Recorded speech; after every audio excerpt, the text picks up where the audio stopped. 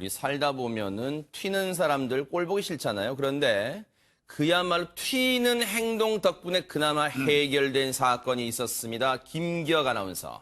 네, 한 도로에서 발생한 사고입니다. 말씀하신 대로 튀는 행동 때문에 이게 좀 검거를 할 수 있었던 상황인데요. 네. 그 영상을 보면서 설명을 해드리겠습니다. 네, 인적이 드문 시간 한 행인이 차도를 횡단하고 있습니다. 그리고 조금 떨어진 곳에서 차량 한 대가 빠르게 달려오고 있는데요. 네, 그대로 이 행인을 발견하지 못한 듯이 들이받습니다. 네, 차에 치인 여성은 70대 노인입니다. 네, 운전자는 아무런 조치도 하지 않고 그대로 도망쳤고요. 네, 이 노인은 이렇게 들이받친 후에 차도 위에서 힘겹게 몸을 일으키려고 하지만 쉽지 않은 상황입니다. 일어섰다가도요, 다시 힘들어서 주저앉고요. 네. 예, 어쨌든 현장 조치가 없이 이대로 그 운전자는 도주를 했습니다. 네. 지금 저 상황 보면은 김복준 의원님. 예. 차량의 속도가 상당했다는 것은 일단 CCTV상으로도 느껴집니다. 예, 지금 아마 저기 제가 보기에는 국도입니다. 네. 국도라고 하면 일반적으로 시속 60km 정도 될 겁니다. 그런데 60km는 훨씬 넘은 것으로 보여지고요. 네. 아마 그 과속을 했기 때문에 사람이 있어도 급정거 조치를 못했겠죠. 네. 이게 아마 3월 26일 날 새벽 4시 반경에 이 전주시 우화동 이 도로에서 발생한 일인 걸로 보이는데요. 네. 70대 그 피해자가 아마 새벽 기도를 가는 길이었던 것 같습니다. 아이고. 그런데 이제 저렇게 물론 저기 무단횡단입니다. 네. 무단횡단을 하다가 이제 그 차에 치였는데 네. 다리에 큰 부상을 입었어요. 그리고 심지어는 발가락까지 절단을 해야 되는 네. 그러니까 중상입니다. 네. 그렇게 이 상해를 입히고 그 자리에서 그대로 도주를 했습니다. 이게 만약에 술을 먹지 않거나 네. 뭐 이 정상적인 사람이 운행하다가 저런 사고를 냈다면 네. 저게 무단횡단이기 때문에 그 자리에 서가지고 응급조치를 취했다면 크게 처벌받는 사항도 아니거든요. 아하. 그럼에도 불구하고 이 사람은 현장에서 도주를 했습니다. 네. 그런데요, 저 영상을 보면요, 저만 그렇게 느껴지는지 모르겠지만 영상을 다시 한번 보여주세요. 지금 이 CCTV를 보면은 화면 아래 보면 간판이 나와 있고 이 간판이 보면 정방향과 역방향을 잘 날 수가 있어요. 그런데 저 차량, 이 도로를 보면요, 양방향 도로예요. 그런데 저 차량이 갔던 이 치이는 상황을 보세요. 중앙 분리대 같은 게 있죠? 저 봉이 있는데 보세요. 저 차량이 어디로 오는지 보세요. 저 차량이. 저 차량이 어디로 옵니까? 중앙 분리대를 반대편, 역방향 쪽 비슷해요. 지금 도로상으로는요. 저 중앙 분리대를 기준으로 역방향 비슷하게 달리다가 지금 저렇게 행인을 치이는 장면을 볼 수가 있어요. 지금 보세요. 김복준 의원님 보시기도 예, 중앙분리대 기준으로 약간 역방향 역주행하는 것처럼 보이기도 하죠. 지금. 일단 이거 정면이 아니고 비스듬하니까 이제 네. 명확하게 볼 수는 없는데 네. 그런 의심이 좀 듭니다. 네. 저렇게 사람을 치고도 행인을 치고도 현장 조치도 하지 않은 채 달아난 뺑소니 차량. 근데 김기혁 아나운서. 네. 지금 저렇게 심한 부상을 당했는데 행인은 주변에 뭔가 저 뺑소니 차량을 검거할 만한 증거는 없었습니까? 네, 상당히 어려웠습니다. 그러니까 이제 보통은 뺑소니 사고를 내고 도망갔을 때 네. 어떤 단서를 그 도로에서 찾게 되거든요. 네, 파편이랄지, 네. 그렇죠. 사이드미러 파편이라든지 네. 전조등 커버 같은 네. 그 조각들을 찾을 수 있는데 이 사건 같은 경우에는 단서가 하나도 없었다고 해요. 아하. 예. 그래서 경찰은 이 CCTV를 통해서 네. 이 차량의 그 아까 CCTV 보셨듯이 네. 불빛이 좀 세요. 네. 세게 나옵니다. 아하. 이 다른 차량에 비해서 2배가량 그 등이 좀 밝다는 점을 네. 여기에 좀 주목을 했다고 해요. 김복준 의원님. 예. 차량의 불빛이, 전조등 불빛이 다른 차량, 일반 차량에 비해서 밝다는 게 증거가 될 수 있습니까? 이제 이거는 대체로 이제 그 사고가 난 지점을 중심으로 해서 역방향 쪽으로 그러니까 그 차가 진행해 온 방향 쪽으로 쭉 이 도로를 이어가면서 각각 있는 CCTV를 분석하는 거거든요. 네. 그래서 이제 차 번호가 나오면 네. 바로 그 범인을 검거할 수 있죠. 아하. 차적 조회를 하면 그 차량 소유주가 나오지 않겠습니까? 네. 그런데 이 문제는 그 역방향으로 가면서 100개 이상의 CCTV를 분석했지만 아마 이 차 넘버, 이 차 번호가 식별이 제대로 안 됐나 봐요. 아하, 네. 그러니까 이제 이건 사실은 이제 경찰의 어떤 기법이기도 한데요. 네.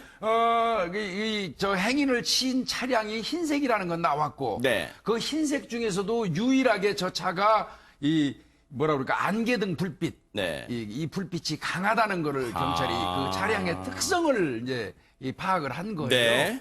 그래서 이제 그 차량 특성을 이 근거로 해가지고 차량 판독 시스템을 가동한 거죠. 아하. 예. 지금 저 차량에서 보세요. 저 사진 좀 보여주세요. 2배로 박단, 일반 차량에 비해서 2배로 밝은 부분은 앞서 제가 말씀드린 전조등이 아니라 지금 아래 부분, 안개등, 이른바 안개등 말하는 건가요? 저 아래? 지금 범퍼 아래쪽에 그 등이 다른 차량에 보다 2배 정도 불빛이 밝다는 거예요. 전조등이 아니라요. 지금 보세요. 육안으로 혹시 그런 게 느껴지십니까? 안개등. 그 안개등이 뭔가 다른 차량에 비해서 2배 정도 밝다. 근데 전조등도 좀 밝은 것 같긴 해요. 거기에 중요한 단서라고 경찰이 포착을 했습니다. 이를 끝까지 추적했는데 그게 만만치는 않았대요. 경찰 얘기 들어보시고 이어가 보도록 하겠습니다. 전혀 단서가 전혀 없었어요. 근데 사고 CCTV에 보면 일반 차량에 비해서 약 한 2배 정도의 밝기 정도 되는 그 차량이 흰색 차량이 한 대가 지나갑니다. 그래서 그거가 단서가 돼가지고 그 주변 CCTV를 전부 다 약 100곳 이상을 다 확인을 했을 거예요. 번호가 판독이 되지 않기 때문에 특히 심야 시간대에는 번호가 판독이 안 됩니다. 흰색 차종 중에서 불빛이 좀 강하다라고 판단이 된 차들, 사고 장소의 진입도로 방향으로 역방향으로 추적을 해서 그 차량 판독령을 확인해서 검거를 하게 된 겁니다. 아, 정말로 경찰분들이 고생하셨어요. 지금 2달 정도 CCTV를 정밀 분석한 지 2달 정도 만에 이 뺑소니범을 검거할 수 있었답니다. 김복준 의원님. 네. 뭐 고생 많이 한 것 같은데요. 네네. 차 번호가 나왔으면 금시 이 범인을 검거할 수 그러니까요, 있겠죠. 네. 근데 이제 아까 말씀하신 것처럼 차량 특성을 이제 그 중심으로 해서 수사해가지고 네. 또 차를 특정하고 차적 조율을 했는데 실제 운전한 사람과 또 차주 명의가 달라가지고 경찰이 더 고생을 한 것 같습니다. 그러니까요. 그런데 아까 제가 말씀드렸지만 뭐 피해자도 무단횡단이기 때문에 정상적으로 운행하다가 사고를 냈다면 그 자리에서 응급조치를 취했으면 큰 문제가 되지 않았는데 네. 그럼에도 불구하고 도주했다고 그랬잖아요. 네. 그 이유인즉슨 검거해 보니까 43살의 남자인데요. 아하. 이 사람이 이 무면허 운전이었습니다. 그리고 이미 기히 네. 이 무면허 운전으로 3번에 걸쳐서 처벌을 받은 또 전력이 있는 아하. 뭐 누범 형태 네. 범인이었기 때문에 그 부분 때문에 이제 그 현장에서 도주한 걸 보여요. 네. 손정혜 변호사님, 이 사람의 차량의 특징이 오히려 이 사람을 검거할 수 있도록 오히려 도움을 준 거예요. 그런데 저 차량의 불빛이 유독 강했던 이유가 있을까요? 차량 앞쪽에 LED 조명을 불법으로 개조했습니다. 그리고 빨간색 비상등도 불법으로 부착한 지금 저렇게 상태에서 보이네요. 아, 네네. 다녔다고 하는데 이 모든 것은 불법입니다. 왜냐하면 정상적인 조명에서 개조를 하게 되면 상대방 시야가 가릴 수 있거든요. 그런 면에서는 불법적으로 개조했기 때문에 범인 검거에 굉장히 도움이 됐다라고 보시면 될 것 같은데 네네. 이 차량 소유자랑 또 운전자랑은 다른 사람이어서 수사에 난항이 있었다고 합니다. 아하, 네. 어찌됐든 2달 만에야 잡혔지만 검거가 돼서 다행입니다. 네. 그런데 저 차량이요, 경찰이 검거하고 나서 보니까 저 차량이 정말 문제 투성이었다는데 박성배 변호사님 왜 그런 거예요? 피의자 40대 김모 씨가 이 사고 발생 당시에도 무면허 운전 상태였고요. 네. 그리고 무엇보다 이 차량이 보험에 가입돼 있지 않았습니다. 종합보험뿐만 아니라 책임보험에도 가입돼 있지 않아서 뺑소니범을 검거한다고 해도 이 운전자가 자력이 없으면 피해 배상을 제대로 못 받는 것 아닌가 이런 우려를 낳을 수밖에 없는 상황이었습니다. 그래요. 세상에 보험에 가입이 안 돼. 그러면 이게 말 그대로 저 도로의 시한폭탄이었어요, 이 차량은 그러면? 뭐 결국은 저렇게 돌아다니다가 사고를 일으키면 저 보상 관련해서는 보험을 들지 않을 정도가 되면 본인이 아마 이 경제력으로도 그렇게 풍족하지 못한 사람일 거고요. 그러면 이 피해자의 어떤 보상 같은데 차질이 초래되는 거죠. 아하. 그러니까 어떻게 보면 저건 뭐 차량 개조만 해가지고 차량 개조할 돈으로 보험 들지 말입니다. 네. 이게 그래가지고 저 끌고 다니면서 저렇게 사고 내고 시한폭탄 맞습니다. 저. 네. 지금 피해자는요, 다리를 심하게 다치고요, 세상에 발가락을 절단. 절단 수술하는 지경까지 이를 정도로 큰 피해를 입었어요. 이 운전자, 몹쓸 운전자 어떤 처벌을 받아야 됩니까? 박성배 변호사님. 이 운전자 특가법상 도주 차량 운전죄에 해당하고요. 그리고 무면허로 운전을 했으니까 도로교통법상 무면허 운전죄에다 보험에 가입되지 않은 차량을 운행했기 때문에 자동차 손해배상법 위반입니다. 거기에 경찰은 차량의 불법 조명을 부착한 혐의에 대해서 조사를 하고 있는데 다행히도 이 피해자 일부 배상을 받을 수는 있습니다. 이렇게 뺑소니 사거나 무보험차 사고로 피해를 입은 분들은 정부 보장사업법에 따라서 관할 경찰서에 이 사고를 신고하고 교통사고 사실 확인서를 발급받아서 정부가 위탁한 보험사, 거의 모든 보험사가 위탁을 받았습니다. 그 보험사의 교통사고 사실 확인원을 제출해서 보상을 받을 수가 있습니다. 단 책임보험 한도 내에서만 보상을 받는 거고 정부는 이 가해 차량 운전자에게 구상을 하는 것입니다. 네. 그나마 천만다행인 게요. 정말로 목숨을 잃을 뻔도 했어요. 이 피해자분은요. 정말로 쾌유를 빌겠고요. 단 중요한 건 이건 분명히 짚고 넘어가야 됩니다. 아무리 인적이 드물고 차량의 통행이 드문 시간이라 하더라도요. 절대로 무단횡단은 해서는 안 되겠습니다. 이 점은 분명히 우리가 명심을 해야겠습니다.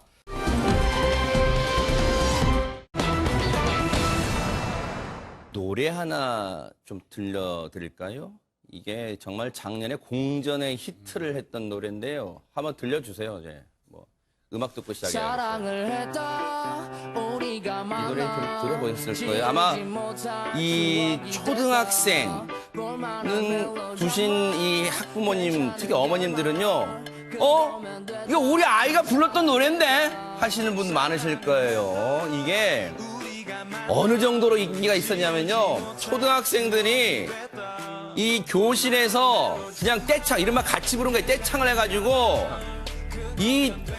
오히려 이게 오죽하면 교가인 줄 알았다는 거야, 교가. 너무 너도 나도 애들이 그냥 시간 만나면 사랑을 했다 하면서 바부르니까 이게 교가인 줄 알고 착각을 일으킬 정도로 멜로디가 아이들한테 다가왔고 익숙했고 또 그만큼 중독성이 있는 노래였습니다. 그래서 멜로디는 많이 익숙하실 텐데 그런데요. 세상에 이 노래 관련해서 그저 이 얘기를 한번 풀어보도록 하겠습니다. 먼저 손정희 변호사님, 귀에 익숙한 이 노래를 작사 작곡한 주인공이 지금 이 사건과 관련이 있다면서요? 네, BI입니다. 그룹 아이콘의 리더이기도 하고요. 이 사랑을 했다라는 노래를 공동 작사, 작곡한 주인공이기도 합니다. 아하. 그런데 BI가 이 노래 히트로 언론에 나온 것이 아니고요. 네. 마약 투약 의혹을 지금 받고 있는 상황입니다. 나이는 한 22살 정도 됐고 한국 이름이 이제 김한빈으로 이제 알려지고 분명 있는데요. 김한빈이에요. 한 언론 보도를 통해서 구체적으로 이 마약 투약 의혹이 보도가 되고 있는데 네네. 2016년 4월을 올라가면요. 네. A씨라고 마약 투약 의혹을 받고 있고 피의자로 조사를 받은 사람과의 그 대화 내용이 공개가 되고 있습니다. 네. 그 대화 내용을 보면 마약 은호들이 등장을 하고요. 네. 마약과 관련해서 어떻게 이야기를 하냐면 네. BI가 3개 살까? 사실 매일 하고 싶다 이렇게 마약 구매 의사를 밝히는 것은 물론 네. 그리고 마약과 관련해서 이 A씨라는 사람이 너 이러다가는 뭐 이거 하다가 더 코케인까지 가는 거야. 마약 이름이죠. 네. 그러면 진짜 혼난다 이런 이야기도 하고요. 네. 이 마약과 관련해서 안 한다 나는 천재가 되고 싶을 뿐이다 뭐 이런 대화를 주고받는데 네. 이 전체적인 경위를 살펴보면 마약을 구매했고 마약을 투약했다라는 네. 정황이 읽힙니다. 네. 그런데요, 이 대화는요, 실제로 마약 투약 혐의로 경찰 조사를 받은 A라는 사람이 BI와 나눈 이 메신저 대화 내용을 한 언론 매체가 보도하면서 고스란히 드러나는데 그 SNS 내용을 찬찬히 한번 뜯어보도록 하겠습니다. 먼저 이런 대화를 나눕니다. BI가 나는 그거 평생 하고 싶다. 그거라는 게 LSD라는데 이건 전문가이신 김복준 의원님께 잠시 여쭤볼게요. 센 거야? 물어봅니다. 개수는 원하만큼 구할 수 있는 거야? 그치. 그랬더니 BI 그거 말고 약의 세기. 그랬더니 세다니까 그 약 자체도 이런 말을 합니다. 넘겨주세요. 넘겨주셔야죠. 대화를 넘겨주세요. 그래야지 세다고 그 약 자체도. 그랬더니 개수는 원하는 만큼 구할 수 있는 거야. 그치? 그러니까 앞서 우리 손정희 변호사 말씀처럼 3개 살까? 돈 아끼긴 해야 해. 네가 사면 DC 같은 거, 즉 할인 같은 거 안 되니? 그랬더니 안 돼. 근데 너 L 하고 나, 즉 LSD 하고 나면 떨. 이게 뭔지 잠시 김복준에게 여쭤볼게요. 우스워 보임. 그러다 코케인까지 가는 거야. 그러면 진짜 혼난다. BI가 크크크 안 할 거야. 그건 난 천재 되고 싶어서 하는 거임. 그랬더니 그러다가 뭐뭐뭐 꼴난다. 이런 대화를 하고요. BI가 나는 하나만 평생 할 거야. 사실 나 매일 하고 싶어. 근데 뭐 얼만큼 비싸. 근데 L 하면 그런 거 돼? 그래픽처럼 보이고 환각 보이고 다 돼? 이런 대화를 나눈 걸 한 매체가, 언론 매체가 보도하면서 두 사람이 나눈 대화의 상황이 고스란히 드러나게 됐습니다. 김복준 의원님. 네. 지금 이거는 구매를 해달라고 부탁을 하는 과정에 그 상호 간의 메시지 맞는 것 같습니다. 근데 이제 뭐 조금 전에 설명해달라고 하신 건데, LSD요. 네. 이 마약은 현재 이 국내에서 시판되고 있는 마약 중에서는 진짜 굉장히 세고 환각작용이 심한 약입니다. 더더군다나 이 마약은 굉장히 위험한 게요. 네. 1년 후에도 그 마약의 어떤 그 중독 증상이 나타나는 경우도 있죠. 얼마 전에 뭐 지방에서 미국인 그 이모하고 그 어머니를 1년 전에 이 LSD를 복용했던 후유증으로 흉기로 살해했던 사건이 있었어요. 그 사건도 이제 LSD고요. LSD는 뭐 길게는 10년 후에도 나타나가지고 난동을 부리는 그런 일이 있다는 그 보고서도 있는 그런 네. 센 약인데. 네. 이걸 일단 잠깐만요. 네. LSD는 조금 전에 이제 설명하실 때 시판 중인이라 했는데 이게 판매가 될 수 있는 거예요? 그러니까 이게 이제 국내에도 아름아름 이 마약을 하는 그 마약 중독자들 사이에서는 유통이 되고 있다고 유통이 합니다. 되고 있다. 예, 네네, 유통이 되고 되고 있다. 있어서 이건 뭐 경찰에서도 상당히 강력하게 단속을 하는 그 마약 중에 속하고요. 네. 아까 환각 작용이 상당한가요? 이건 엄청나게 센 겁니다. 다른 것보다 엄청나게 세고요. 네. 아까 그 대화 내용에 보니까 뭐 떨이라고 해요. 이 떨은 이제 일반적으로 이 대마초를 말하는 거예요. 그들 사이에서는 뭐 떨을 태운다 뭐 이렇게 해서 떨이 이제 대마초를 이야기하는 거 네네. 같고, 이제 이 마약을 공급해주는 사람인 거죠. 이 소개해주는 사람도 이 마약에 대해서는 많이 하네요. 너 이런 거 자꾸 하다 보면 나중에는 심지어는 코카인까지 하게 된다.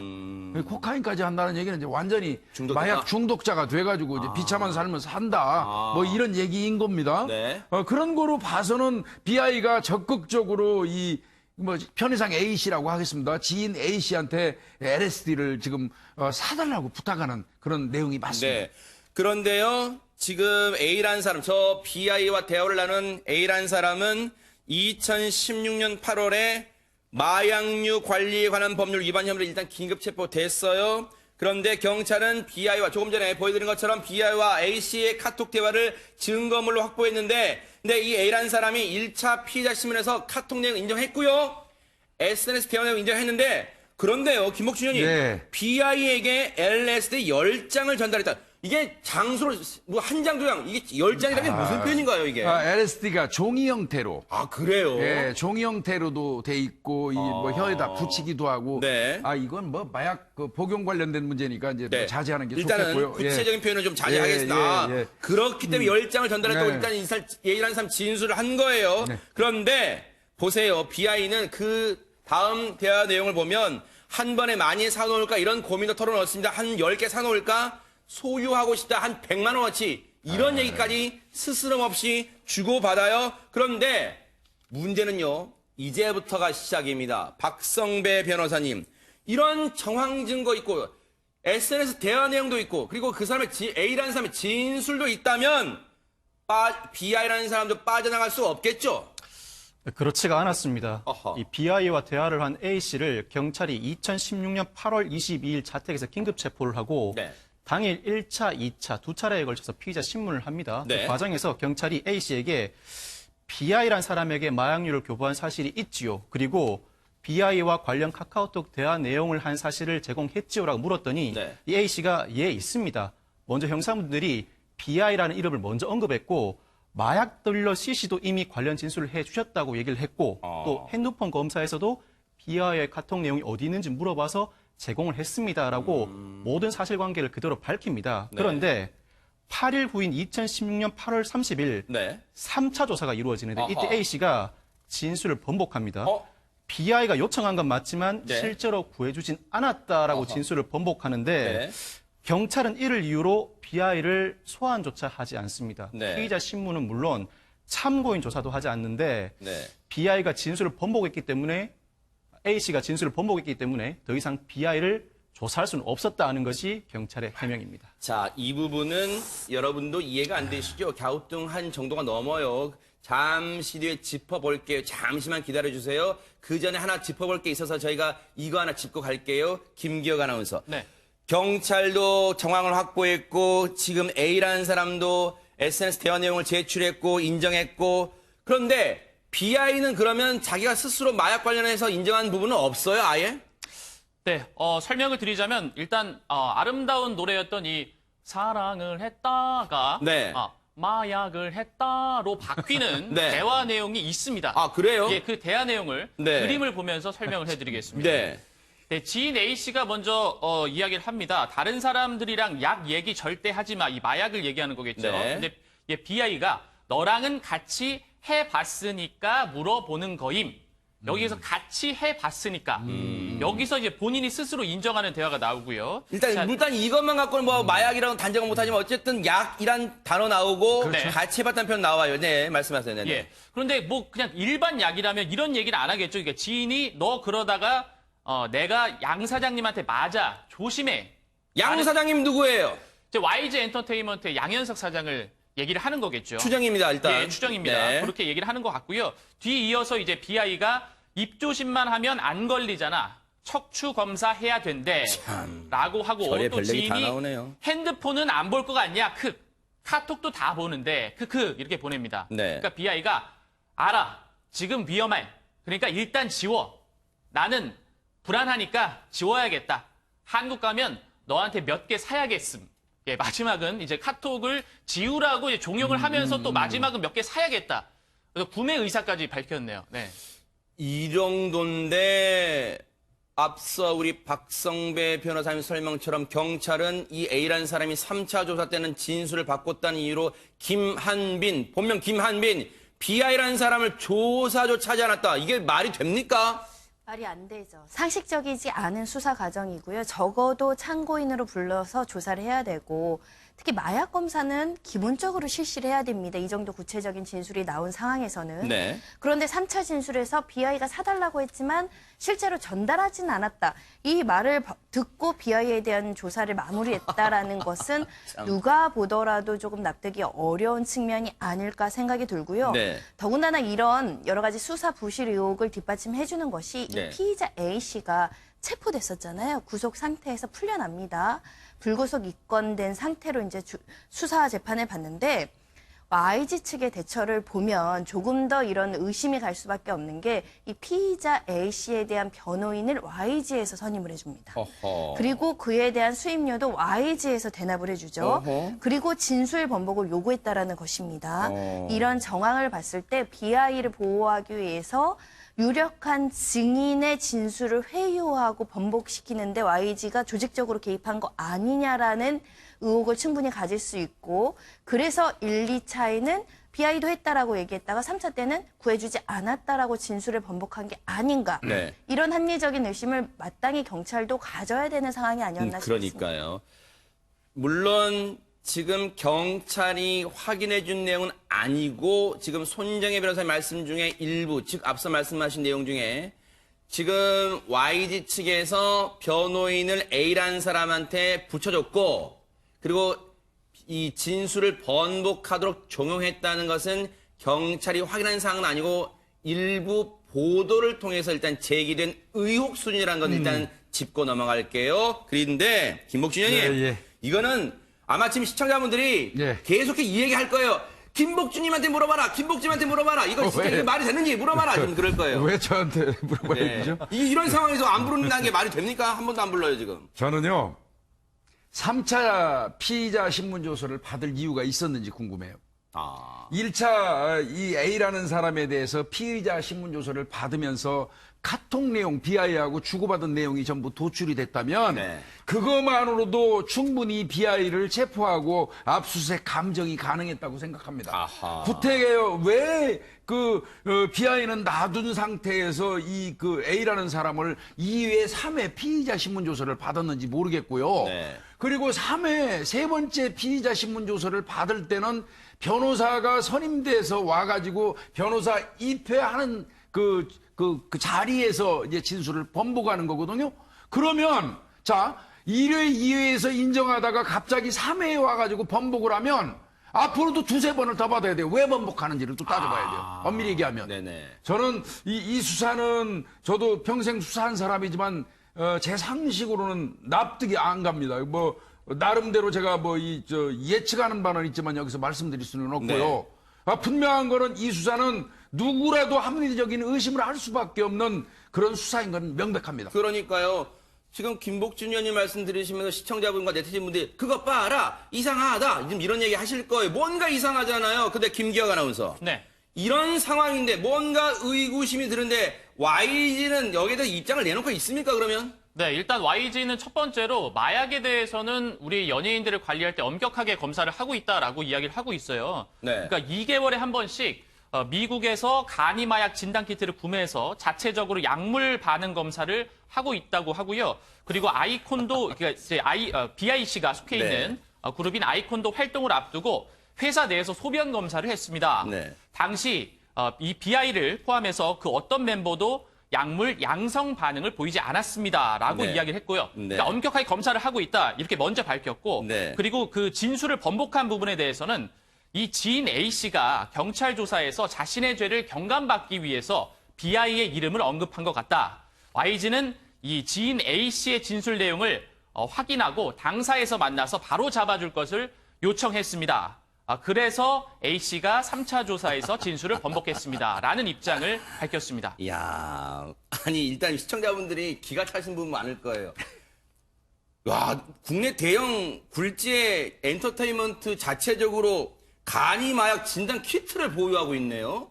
그래서 지금 이 소속사 멤버들, 연예인들한테 이걸 정기적으로 시행한대요. 일단 그것도 정말 놀랄 만한 일입니다. 놀랄 노자예요. 그런데 박성배 변호사님, 자기 죄를 경감받으려고 A가 BI 이름 언급했으니까 자기 회사로 불러가지고 왜 우리 BI 이름 언급한 거예요? 발언 정정해 주세요. 요청했답니다.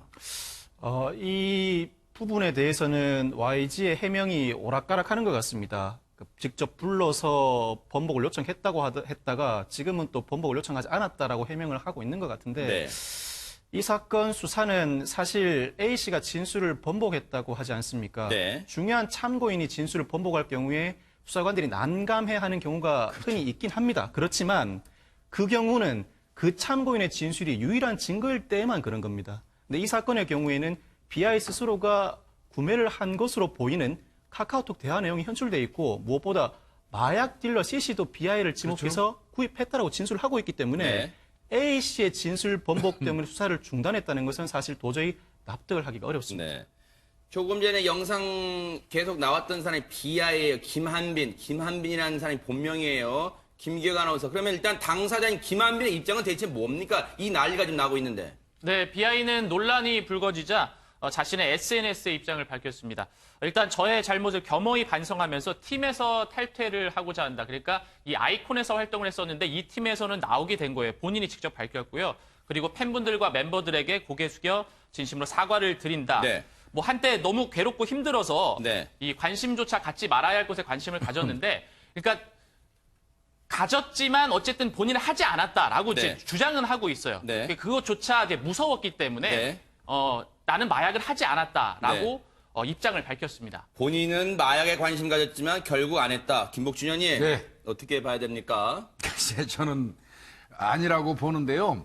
이건 그 당시에 이 사건을 수사했던 그 경찰관의 어떤 그 직무 관련돼서 문제가 있어 보이니까 이 부분은 경찰 자체 내에서도 이건 가리려고 하지 말고 숨기려고 하지 말고 네. 명백하게 밝히는 노력을 해야지 국민들 신뢰받습니다. 네. 하고요. 네. 지금이라도 이 사람 수사해야 됩니다. 왜 BI요? 그러냐면 네. 2016년경에 투약을 했기 때문에 뭐 정밀하게 감정을 해가지고 안 나올 수도 있어요. 그렇지만 대체로 마약을 하던 사람들은 이어지는 게 대다수거든요. 그래서 최근에도 했을 개연성은 저는 언제든지 있다고 봅니다. 그러니까 정밀 감정을 해서 이 사람 그 마약 그 성분이 나오는지 도출을 해봐야 될 것 같고요. 네. 그 다음에 이를테면 공급자 CC라는 사람이죠. 공급자. 네. 그 다음에 전달책이라고 보이죠. 이 지인. 네. 이 사람들. 그 다음에 본인도 SNS상에서 일정 부분 인정했잖아요. 그러니까 이 세 사람 데려다 놓고 네. 사실을 더 조사해서 지금이라도 의법 조치가 가능하다면 해야 됩니다. 네. 지금 BI 김한빈의 입장을 보면요. 부적절한 행동이라고 일단 표현을 했어요. 일단 짚어만 볼게요. 부적절한 행동, 무리 일으켰다. 진심죄송, 그런데 한때 너무 힘들고 괴로웠다. 관심조차 갖지 말아야 할 것에 의지하고 싶었던 것은 사실이다. 하지만 그 또한 겁이 나고 두려워서 하지 못했다. 실행에 옮기지 않았다는 얘기죠. 그런데 보세요. 손정혜 변호사님. 그동안 YG 엔터테인먼트는요. 무리를 일으킨 자신의 소속사 연예인들의 문제가 불거지면 뭐라고 했냐면 여러분들 기억나실 거예요. 강력하게 법적 대응하겠다. 허위 사실에 대해서 명예훼손 등으로 강력하게 법적 대응하겠다 했는데 지금 이 BI에 대해서는요. 팀 탈퇴, 전속 계약 해지했어요. 이거 어떻게 설명할 거예요, 그러면? 너무 늦은 감이 있지 않을까 생각이 들고 소속사 입장에서는 처음에는 사실관계를 확인 중이다라고 이야기를 했거든요. 근데 이게 지금 벌어진 사건이 아니라 2016년 4월 사건이에요. 네. 그럼 이미 사실관계는 2016년에 제대로 파악하고 제대로 된 조치를 했어야 되는 게 아닌가 싶고 이게 언론 보도에 나가니까 이제야 탈퇴하고 계약을 해지한다는 것은 소속사가 과연 아티스트를 제대로 관리하고 있느냐라는 의문을 지적할 수밖에 없고요. YG가 또 마약 의혹이 처음이 아니지 않습니까? 네. 과거에 여러 차례 다른 소속 연예인들이 마약류 관리법 위반으로 처벌된 전례들이 여러 차례 있거든요. 네. 그런 면에 있어서는 강력한 제재와 처벌과 탈퇴, 계약 해지가 안 돼 있었기 때문에 이런 네. 일이 재발되고 반복되는 게 아닌가라는 생각도 들어서 네. YG다운 관리를 좀 해야 되지 않을까 생각이 듭니다. 그니까요. 시청자분들은 그런 생각 하실 거예요. 아니, 떳떳하다면 법적 대응을, 왜냐하면 BI가 떳떳하다면 심각한 지금 명예훼손 당한 거 아니에요? 그럼 법적 대응을 해야지 왜 계약 해지를 합니까? 팀에 탈퇴를 시켜요? 그럼 궁금증이 생기잖아요. 이 사건 어떻게 흘러가는지 뉴스파이터가 계속해서 졸졸 따라다녀 보도록 하겠습니다.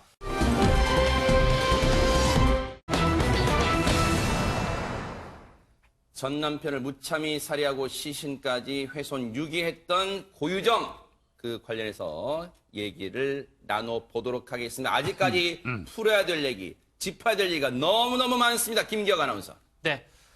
고유정은 살인, 사체 손괴, 그리고 사체 유기, 사체 은닉 등의 혐의를 받고 있습니다.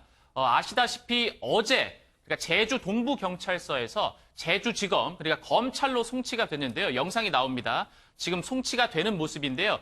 끝까지, 마지막까지 얼굴 공개가 되지 않았습니다. 네. 수많은 취재진들이 나와 있었는데요.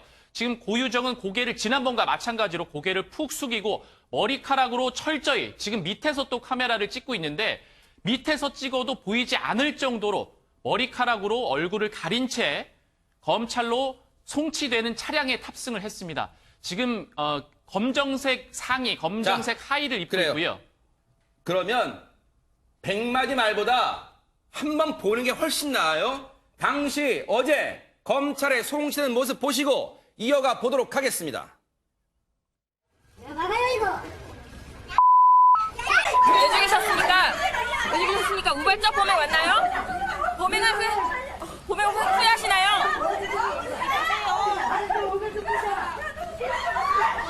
남겨진 아이와 남편에게 하고 싶은 말 없습니까? 유가족에게 하고 싶은 말 없으십니까? 얼굴 한 번만 들어주십시오.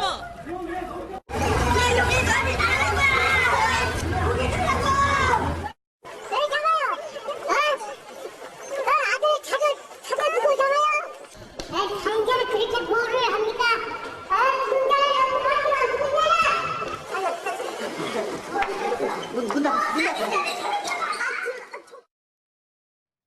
저 유족들의 분노가 고스란히 느껴집니다. 저 말이 틀린 말이 아니잖아요. 저럴 거면 뭐하러 신상 공개를 결정해요. 그리고요, 앞서 그 제주 동부경찰서 나오기 직전에 계단 내려오기 직전에 서 있는데, 자, 기자도 인간입니다. 오죽 분노가 치밀고 답답하면 기자가 머리카락 들어보려고 하잖아요. 정말로 그럴 정도로 고유정 그 뻔뻔한 얼굴, 검찰로 송치된 그 얼굴 정말로 공개를 해야 된다는 여론이 빗발칠 정도로 정말로 그 장면 좀 다시 보여주세요. 그 장면 보여드리면서 김복준 의원님 말씀 들어볼게요. 김복준 의원님, 저럴 거면 진짜 신상 공개 왜 했습니까? 저도 그런 생각합니다. 솔직히 얘기해서 저 흉악범들에 대한 얼굴을 공개하면서 공개심의위원회를 거치고 이러는 나라 사실 우리나라 유일한지도 몰라요. 오히려 선진국 미국이라든지 저 독일이라든지 일본 같은 데는요. 저 보세요. 기자가 막 올리려고 그래요 지금. 네. 강력범죄 저지른 사람들 아예 얼굴 공개하는 건 기본입니다. 네. 물론 뭐 인권이라는 어떤 그 큰 틀에다가 기초해서 한다고 그러는데 인권에는 그래 맞습니다. 경중이 없습니다. 그렇지만 피의자의 인권이 그렇게 중요하다면 억울하게 희생당한 피해자의 인권은 어디서 찾죠? 예, 그래서 무슨 소극적 공개니 무슨 적극적 공개니 하면서 저렇게 여성 같은 경우에 아니 남성도 마찬가지지 머리만 잔뜩 기르면 얼마든지 앞으로 늘어뜨려 가지고 공개하거나 말거나 신경 안 써도 되는 저런 현상이 계속 지속된다면요. 네. 이거는 사실 공개의 개념 그 이유가 없는 거죠. 네. 뭐로 그거 만들어 가지고 그렇게 어렵게 절차를 밟습니까? 사실 저는 어제 이걸 지켜보면서 이게 진정한 인권이라는 게 뭔지에 대해서도 좀 생각을 해봤고요. 네. 참 좋지 않은 생각을 했습니다만은 네. 저는 저 고유정이가 나오다가 확 넘어져가지고 얼굴이 보이기를 엄청 바랬습니다. 네, 그 정도로 아마 현장에는 기자도 같은 심정이었어요. 그래서 한번 어떻게든 머리를 들어보려고 했지만 머리 들어도 잘 안 보일 정도라는 게 앞서 김기혁 아나운서 설명했고 실제 화면도 그랬습니다. 유족분들의 마음은 오죽하겠습니까? 그 얘기 들어보시고 이어가 보도록 하겠습니다. 오늘 얼굴 보신 분 있습니까? 이럴 거면 신상공개 왜 합니까? 남자, 여자, 남녀 문제를 떠나서 머리 긴 사람은 그럼 신상공개도 얼굴 못 보여줍니까? 성인 시민수이고요. 아직도 머리카락 하나 못 찾았어요, 저희는. 추정해가고 발견됐다고는 하는데 추정이잖아요. 저희 형 머리카락이 좀 확실치 않잖아요. 사형이죠. 집행 안 될 거라는 거는 알고 있어요. 예전부터 안 됐었고. 근데 저희는 가장 두려운 게 그거예요. 돈 많은 집안이니까 좋은 변호사 써서 몇십 년 살다가 다 석방될까봐. 그럼 저희 아픈 치유는 누가 해줍니까? 고유정의 신상을 이럴 거면 뭐하러 공개하냐는 피해자분의 남동생분의 이 울분, 분노가 고스란히 느껴지는데 그렇기 때문에 더 고유정이 뻔뻔해 보일 것 같습니다. 손정혜 변호사님. 고유정이 경찰에서 이런 진술을 했다라고 하죠. 얼굴 공개된 것 때문에 굉장히 불편하다고 생각하면서 얼굴이 공개되면 차라리 죽겠다, 죽는 게 낫다 이런 말도 했다라고 하고 얼굴 공개를 반대하는 이유는 나의 아들과 가족 때문이다 이런 진술을 했다고 합니다. 나의 아들과 가족은 소중하고 피해자의 가족들은 소중하지 않다라고 생각하는지 어떻게 끔찍한 범죄를 저지르고도 자신의 명예를 먼저 챙기는지에 대해서 당연히 뻔뻔하다라고 유가족은 느낄 수밖에 없는 상황이고요. 네. 지금 피해자 남동생은 하루에 2시간 이상 잡은 적이 없다라는 겁니다. 그만큼 세상에. 큰 정신적 고통과 그러니까요. 트라우마에 시달리고 있다라고 보이고요. 더군다나 이 남동생 피해자 지금 고유정이라고 이야기하고 있지만 한때는 인척관계였잖아요. 시댁, 가족처럼 같이 살았던, 같이 교류했던 사람들입니다. 그렇기 때문에 더더욱 배신감과 고통이 더 크지 않나 싶습니다. 박상배 변호사님, 이게 말입니까? 얼굴이 공개되면 자기 아들과 가족이 피해를 입는다고. 그 아들, 언급한 아들이 6살 아들, 피해자와 사이에 난 아들이에요. 6살 아들이. 그리고 이 고유정의 말이 진실이라면 당시 이 6살짜리 아들을 펜션에 같이 있는 상황에서 끔찍한 범죄를 저질렀어. 그래놓고 아들을 위한 척해요, 지금? 이미 자신의 사진은 언론에 공개가 됐지 않습니까? 그렇다면 자신 주변의 아들과 가족들도 특정이 된 상황인데 그럼에도 불구하고 얼굴 공개를 못하겠다고 하는 건 자신의 행동이 부끄러워서가 아니라 추가적인 얼굴 공개나 현장 모습이 포착되는 건 그래도 싫다는 겁니다. 그 자체가 싫다는 거죠. 네. 그래서 이 사건에서는 또 수사 과정에서 시신이 계속 발견이 되고 있지 않아서 네. 혹시나 시신 없는 살인으로 무죄가 선고되거나 형량이 낮아지는 것 아닌가 우려를 하시는 분들이 많으신 것 같은데 네. 이 사건에서 유죄 입증에는 어려움이 없을 것 같습니다. 네. 고유정은 일단 수사 단계에서 살인 범행 자체는 인정을 했고요. 그리고 범행을 대비해서 사전에 철저하게 계획하고 준비한 정황은 이미 포착이 돼 있죠. 그리고 전 남편을 만난 직후에 전 남편이 사망한 정황은 이미 드러나 있고요. 그리고 네.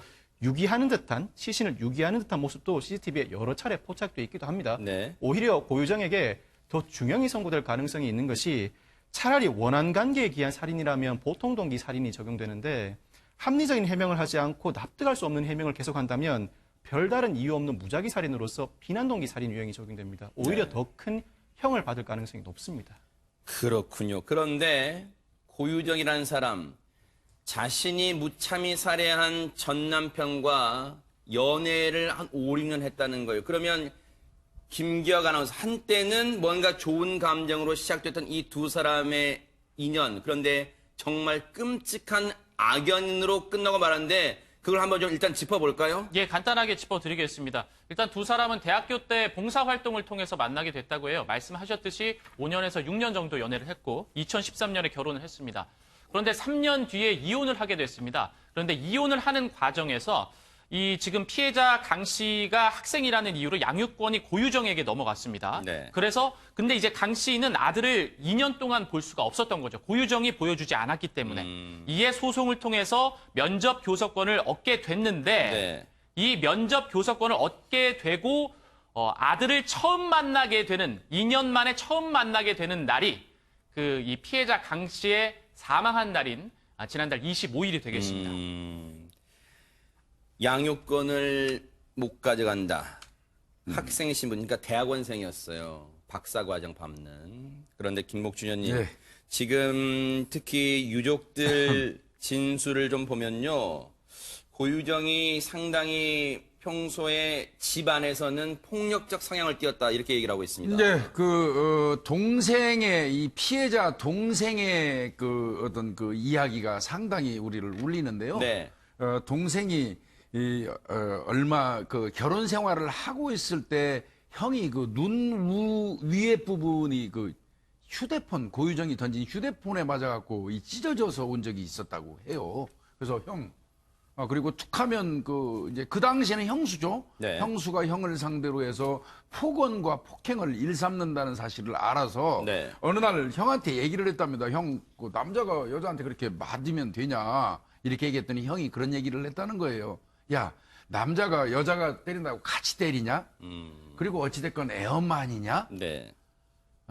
이런 얘기를 한 적이 있었다는 거예요. 네. 이런 얘기 등등으로 비추어 볼 때는요, 이 고유정이 둘이 그 피해자하고 결혼 생활을 하는 과정 내내 남편에게 폭언과 폭행을 일삼았던 걸로 보이고요. 아주 심지어는 애 앞에서도 아주 그냥 그 광적인 어떤 발광 비슷한 정도의 그 폭력 성향을 보이면서 세상에, 애 앞에서도요? 너 죽고 나 죽자고 남편한테 덤비는 일도 있었다고. 그런 사람이 하고요. 아이를 언급해요? 심지어는 흉기 들고 설치는 일도 왕왕 있었다고 세상에. 하기 때문에 아마 이 이혼을 하게 된 이유도 이 피해자가 도저히 이 고유정과는 살 수 없기 때문에 이혼을 원해서 이혼을 했다는 겁니다. 네. 사실은 이혼도 안 하고 버티다 했다고 그래요. 아이 때문에. 네. 그런 부분을 종합적으로 판단해 볼 때는 고유정의 폭력 성향은 상당히 심했던 걸로 보입니다. 아하. 예.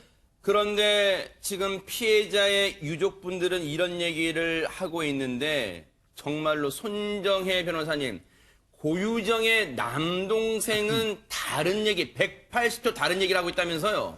성격이 착하고 배려심도 깊어서 처음에는 본인이 이 살인사건 자체를 못 믿었다라고까지 진술합니다. 아하. 이웃 그 주택에 사는 분들은 또 먼저 인사도 하고 참하고 알뜰한 주부였는데 왜 그랬나 싶다라는 거죠. 네. 이게 사람을 평가하는 데 있어서 주관성이 개입되긴 하지만 네. 너무 극단적으로 양이 갈려서 평가를 해서 무엇이 진실인지 모르겠습니다. 아하. 이렇다면 철저하게 김목준 의원님, 고유정, 피의자 고유정은 예, 예. 이중 생활을 해왔다고 추정해 볼 수 있을까요?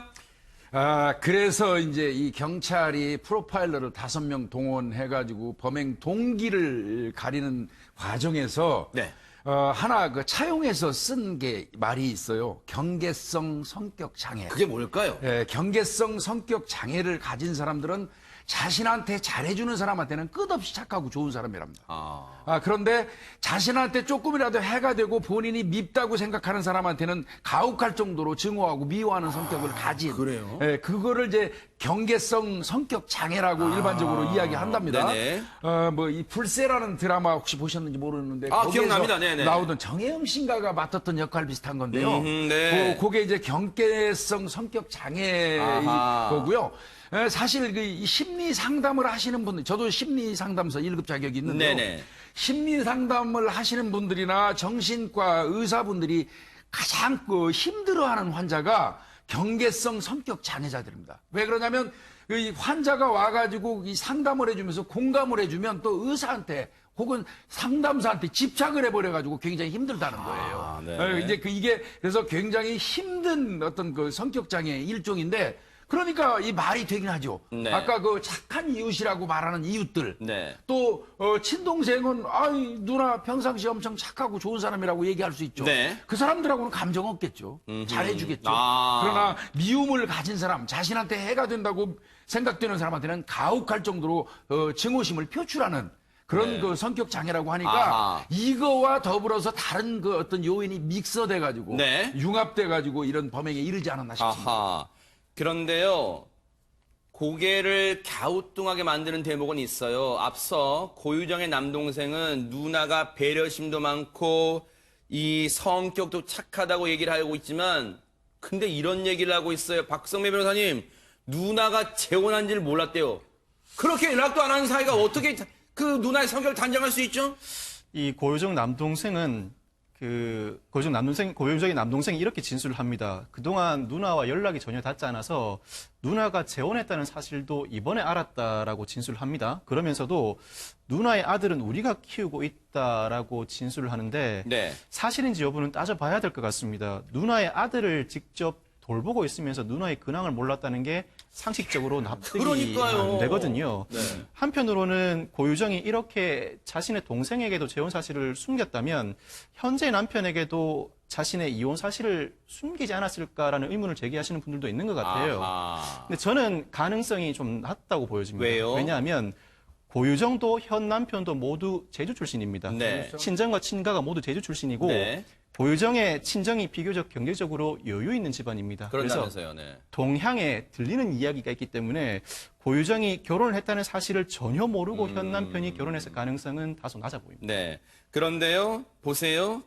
고유정 남동생 얘기를 빌리면 누나의 재혼 사실은 이번에 알았다지만 이것도 기가 차요. 그런데 그 6살 아이는 친정에서, 고유정의 친정에서 키우고 있었다. 그러면 양육권 다툼을 통해 양육권 가져가는 걸 자기가 안 키운 거잖아요, 지금. 맞습니다. 그러니까 이 고유정이는 전 남편과 사이에서 난 아이에 대한 애정으로 양육권 가져간 게 아니에요. 이거는 이혼한 남편에 대한 어떤 증오 때문에 왜 그러냐면 이 남편이 사망한 피해자가 아이에 대한 자부심과 아이에 대한 애정이 엄청난 사람이에요. 그러다 보니까 남편이 아끼고 정말 좋아하는 아이를 못 보게 함으로써 남편을 괴롭히는 수단으로 자기가 기를 것도 아니면서 양육권 구태여 받아가지고 저 친정에 맡겨놓고 남편을 괴롭히는 수단으로 양육권을 가져갔을 확률도 많고요.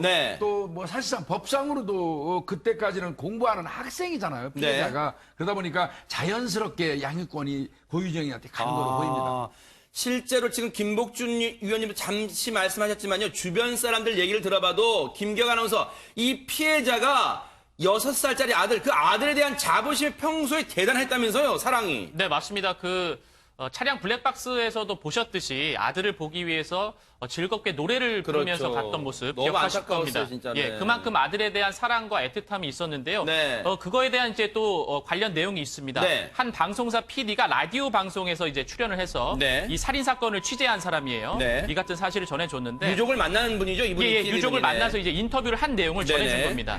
그러니까 전 남편은 고유정에게 양육권이 넘어갔지만 양육비를 성실하게 보내줬다고 해요. 아. 그래서 왜 아이를 보여주지도 않는데 양육비를 이렇게 꼬박꼬박 보내냐. 그럼 주변 사람이 그럴 만 하잖아요. 그렇게 말할 그렇게 만 하는데. 의문을 제기할 만하죠. 근데 네. 여기서 이제 전 남편은 내가 지금 당장은 보지 못하더라도 양육비를 꼬박꼬박 보내야 나중에 아들을 떳떳하게 볼 수 있을 것 같다. 세상에. 이렇게 이야기를 했다고 합니다. 네. 그리고 또 아이에 대한 그리움이 커서 주변에 있는 이제 뭐 동료들의 아이들이나 이런 어린이들을 보면 굉장히 애틋함을 느꼈다고 하고 네. 그 잘생긴 천재라는 표현을 썼다고 해요. 아들에 아들에 대해서. 대해서? 예. 아유, 우리 세상에. 아들을 이제 칭찬하는 거죠. 네. 아, 천재인 것 같다. 아, 잘생겼다. 이렇게 얘기를 하면서 2년 동안 못 봤지만 아들을 항상 그리워하면서 예, 주변에 이렇게 또 칭찬을 해왔던 것으로 보입니다. 박성배 변호사님, 아빠한테는 얼마나 큰 자랑거리였겠어요, 그 아들이요. 그러니까요. 이 고유정에게 살해된 전 남편 강모 씨가 박사 과정에 있던 대학원생이었습니다. 2017년에 고유정과 협의 이혼하는 과정에서도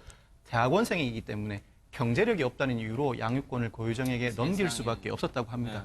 이혼 이후에 이 강 씨가 대학원에서 받는 연구비 일부 그리고 주말에 아르바이트를 열심히 해서 번 돈을 합쳐서 매달 양육비 40만 원을 꼬박꼬박 고유정에게 보냈답니다. 네. 면접 교섭도 제대로 이루어지지 않는데도 양육비를 매달 지급했다는 것, 그만큼 아들에 대한 애착이 강했다는 걸 알 수 있는 그러니까요. 대목입니다. 정말 안타깝잖아요. 그런데 우리를 또 한 번 지금 의혹의 눈초리, 의혹을 갖게 만드는 대목이 하나 있습니다. 바로 그 얘기를 해볼게요. 손정혜 변호사님, 고유정의 지금 6살 아들 말고 제주에 있는 친정집에 있는 그 6살 아들 말고 2달 전에 숨진 의붓 아들 사건이 지금 다시 주목받고 있잖아요, 지금. 이 아들은 4살이고요. 재혼한 남편의 아들입니다. 네. 그리고 이 재혼한 남편의 아들은 제주도에서 조모하고 같이 양육된 상태였는데 2월 28일 날 데려가서 내가 키우겠다라고 데리고 왔다라는 겁니다. 그런데 3월 2일, 그러니까 이틀 만에 아이가 숨진 채로 발견됐다라고 하고요. 네. 현장에 출동한 소방당국 이야기는 이미 호흡도 없고요. 의식도 없었다.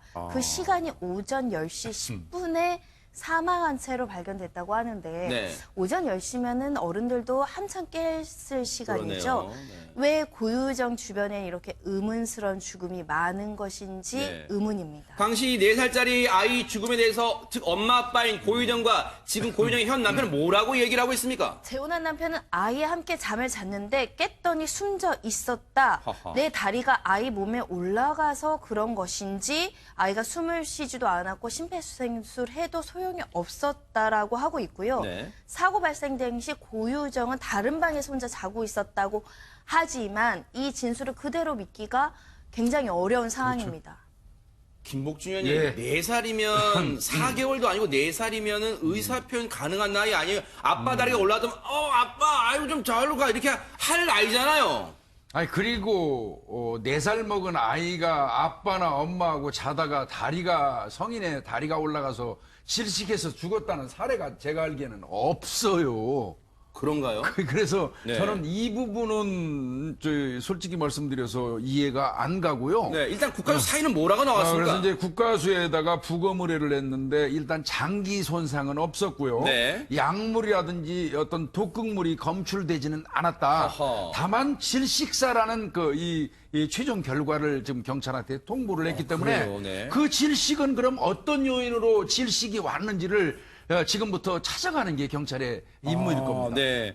지금 사실은 이 석 달 전에 숨진 고유정의 의붓 아들 4살짜리입니다. 그 사건은요, 사실은요, 거의 소강 상태에서 거의 주목도 못 받았는데, 고유정 사건, 즉 고유정의 전 남편 살해 사건이 주목받으면서 이건 청주 상당경찰서가 담당인데 다시 이제 들여다보겠다는 거예요. 네. 상식적으로 당시에 말해도 얘기가 안 되잖아요. 상식적으로 납득이 안 되는데 그러면 다 4살짜리가 자신의 아버지가 다리를 올렸다고 질식에 숨진다. 이건 상식으로 봐도 이해가 안 됐던 부분인데 이제 와서 다시 들여다보겠고 그 수사관들을 제주에 급파하겠다는 거예요. 그래서 고유정을 만나보겠다는 건데 뒤늦은 감이 없지 않아 상당히 있습니다. 그런데 김기혁 아나운서 네. 이 와중에 완도에서 지금 고유정의 전 남편의 시신으로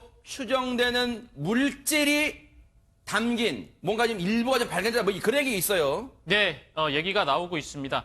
어제입니다. 어제 오후 6시에 완도 고금도 앞 해상 가두리 양식장, 그러니까 네. 고유정이 제주도에서 완도로 가는 배를 탔잖아요. 네. 거기서 사체를 유기한 것으로 보이는 봉투를 해상에 버렸었고요. 아. 근데 그 근처에서 네. 완도 고금리 앞 해상 가두리 양식장에서 네. 또 청소를 하던 한 어민이 검은 봉투를 발견을 하게 됩니다. 비닐봉지를 발견을 하고 열어보니까 이게 동물인지 사람인지 이게 잘 모르겠는 어떤 사체로 추정되는 물체가 있었다고 해요. 네네. 이 어민은 깜짝 놀랄 거 아닙니까? 네네. 예, 깜짝 놀라서 바다에 버렸다고 합니다. 아, 다시 버렸어요, 그걸 또. 예, 그러니까 깜짝 놀라서 자기도 모르게 이제 버리게 된 아이고. 거죠. 예, 그래서 어쨌든 이게 신고를 했어요. 이 어민이. 왜냐면 이제 고유정 사건에 대해서 워낙 떠들썩하니까 TV나 이제 매체를 통해서 접한 것 같아요. 이제 네. 해경에 신고를 하게 됩니다. 네. 네, 그래서 신고는 했지만,